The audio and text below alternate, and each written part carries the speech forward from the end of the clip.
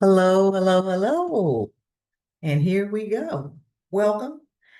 This is Sandra R. Blythe, and we are Robnick Enterprise, and we are working under the umbrella of reaching our best with Robnick Enterprise. So, for the last couple of weeks, we have been focusing on guilt, shame, and blame. Last week, we talked about shame, and this week, we will wrap up this series with blame, or should I say, the blame game? We'll see. So, let's jump right into this. When we talk about blame, we are talking about assigning responsibility or fault for a negative situation that occurs. Most of the time, okay, all of the time, we want to be able to complete a task, to engage with people, whatever the case may be, whatever the circumstances. We want to be able to do it successfully. We want to be able to do it tastefully. We want to be able to do it in a way where people have confidence in us. We want to be able to walk through life and whatever tasks that come before us in a way that shows us in a good light. True. However, here's reality. Sometimes we make mistakes. Sometimes we mess up. Sometimes we are at fault. Sometimes we don't get it right. That's just life.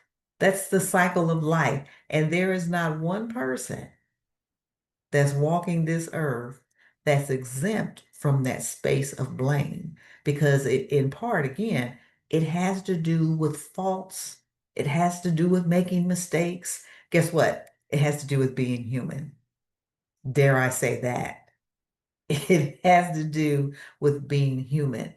Unfortunately, there are some people that we shall leave nameless who don't want to take responsibility for the things that they do wrong, for those things that have a negative connotation to them. They don't want to own that. So the blame game comes, right? See, what had happened was, we all know that phrase and we laugh about it. See, what had happened was, it wasn't me. It was Jimmy. It was Carolyn. It was them. But it wasn't me. The most interesting thing I find that there are some people that we're going to leave nameless, but I know you're going to say it in your head. There are some people who will never accept responsibility, will never hold themselves accountable. They are that individual who will always more than likely say, it wasn't me. I didn't do that. I know better. I wouldn't have done that. It's not me. Why are you blaming me? It's not my fault.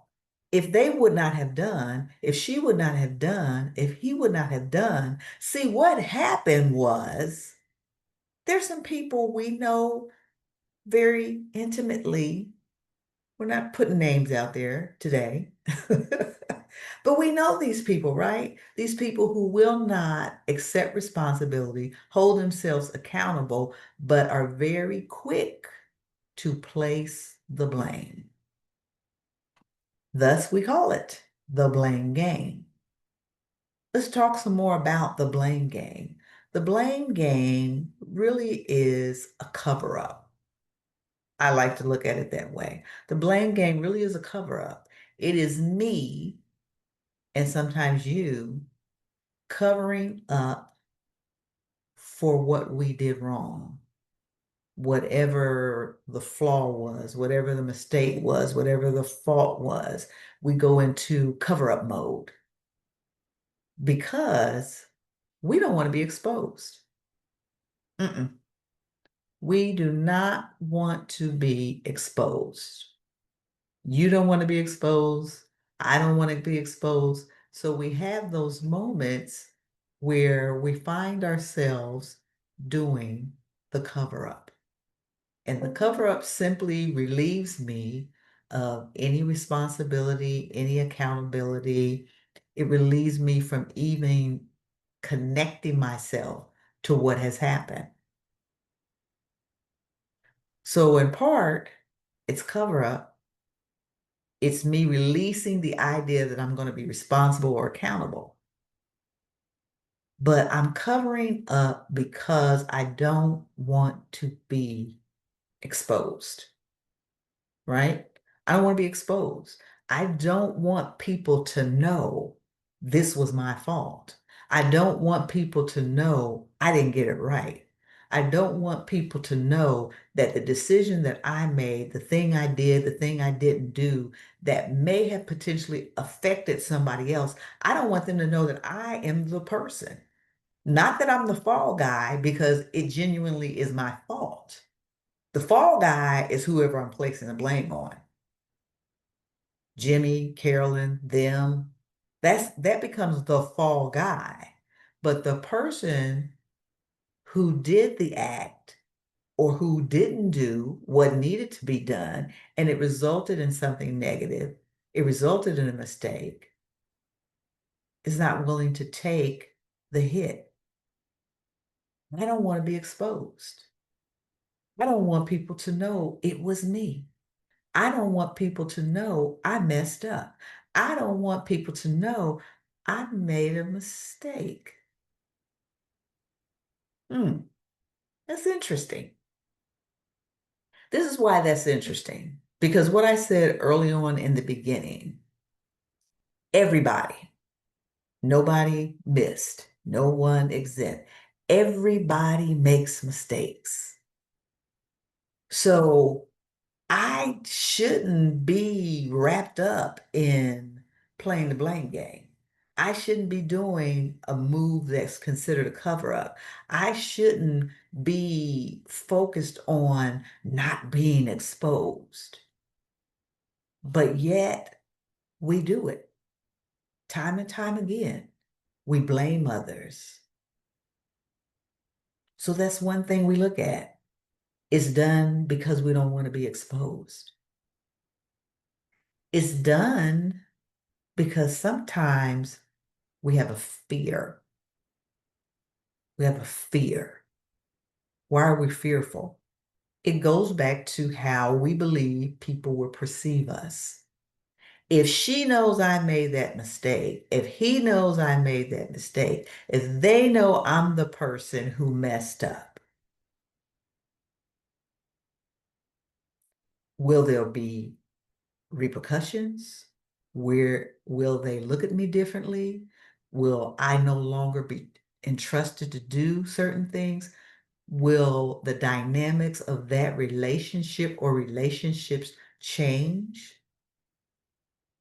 The fear of everything that I just said and asked is the reason we can find ourselves sitting in that space, paralyzed, fearful.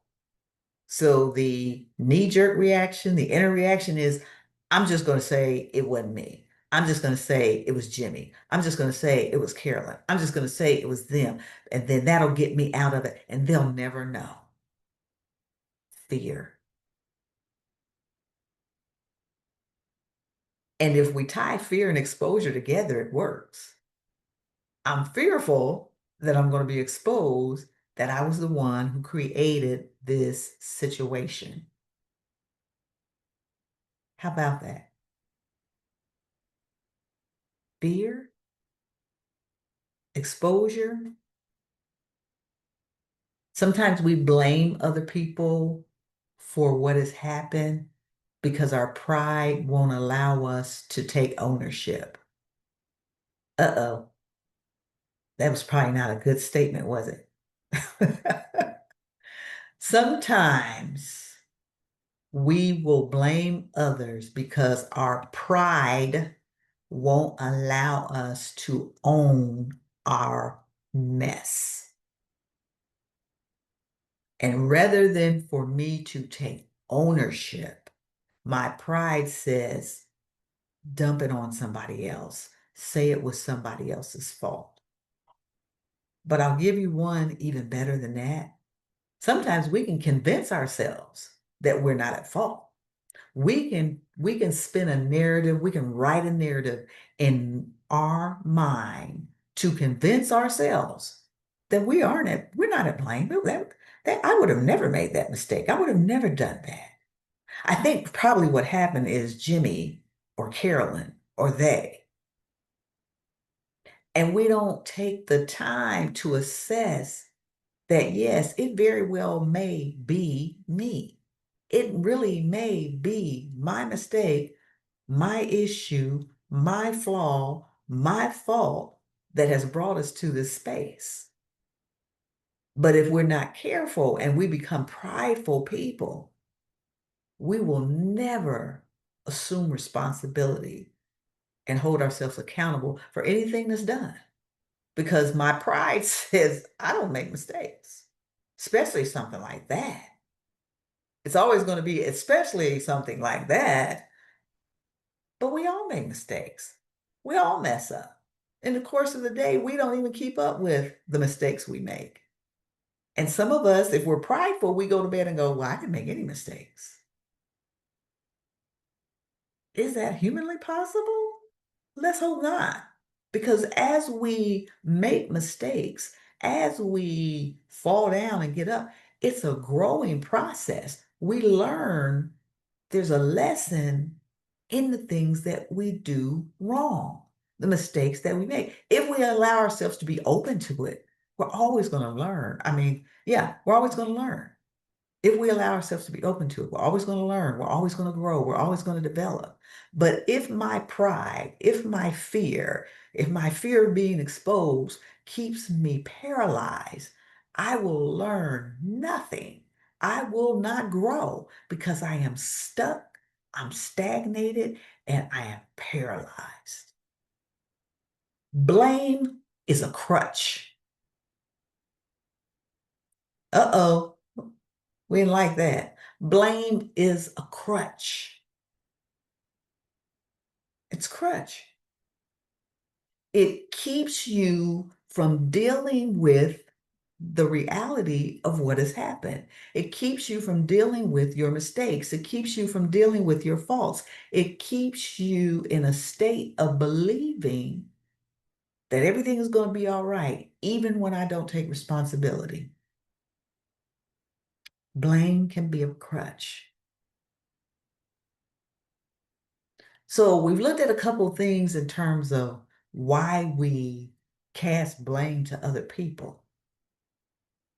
So let's put a bow on this and walk through what can we do to shift our thought process?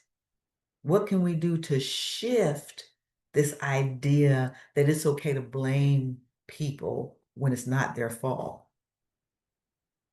What can we do? Consider how you really want people to see you. And here's where I'm going with this. When you are a person who can own your mess, own your faults, own your mistakes, when you are a person who can take ownership for the things that didn't turn out right, more times than not, a person will give you more respect for taking ownership than they will for you casting blame somewhere else. Because sometimes people can spin a really good story and the person they're talking to, you know, can buy into it like, oh, okay, yeah, okay, so it was Jimmy's fault. Okay, yeah, got it. But in order for me to relieve myself from this idea of casting blame, I have to have integrity. I have to care about my character. I have to care about my character on a genuine level, not on a false level that says I'm going to make stuff up so I don't look like what I am. Yeah, I said that. Let me make stuff up to make it look like I'm not what I am. No, integrity. The authenticity of who I am allows me to speak to you and say, I made a mistake. The reason why we have this situation is because I did. I said. The reason why we're in this situation is because I didn't do, I didn't say. The reason why we are in this situation is because of me.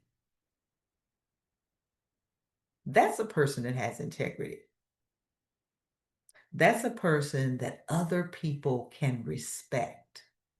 And if we do this right, I'm going to learn from that. If I do this thing right, I'm going to grow from that. But it's all about me taking responsibility and holding myself accountable. If I have integrity and I'm really focused on being a person of good character, there's no room for me to place blame on anybody. That doesn't show me in a good light. That doesn't show me with integrity. That doesn't show that I have good character. So I don't want to go down that road. So that's one way we look at resolving this idea of blame. We think about integrity. We think about being able to have courage enough. This is the word. Resolving blame can also be inclusive of having courage. Having courage to tell the truth, having courage to say, it was me, it was my fault, I messed up, my mistake. It takes courage. It's not comfortable to tell people you messed up. It's not comfortable to tell people you made a mistake. It's not comfortable when what you have done impacts other people and you have to say, yeah, that was me. That's not comfortable. But as you grow and you begin to wear courage, you begin to wear courage, it becomes more of a second nature movement. I've messed up, let me own it, let me tell it. I messed up, let me own it, let me tell it. So I have this reality of dealing with my integrity. I have this reality of dealing with all of those things that make up this person who can own it, who can tell it, and who has courage. Integrity, courage, those two are huge because without that, I'm not going to own anything. I'm going to play this blame game until I can't play it. Without the courage, I'm not going to own this. I'm going to ride it till the wheels fall off of it. Who are you today? Are you that person of integrity? Are you that person of courage? Or are you that person who allows yourself to live comfortably in playing the blame game? Are you that person who lives in fear of taking ownership? Are you that person who's prideful and won't allow yourself to admit to yourself when you've made mistakes, when it's your fault? Who are you today? I'm going to encourage you to work your way out of blaming others. Become a genuine person, become an authentic person, become a person of integrity, become a person of courage, and allow your mistakes to be admitted, allow yourself to be exposed, because the only thing that's really going to happen is you're going to grow. Are there consequences when we make mistakes? Absolutely.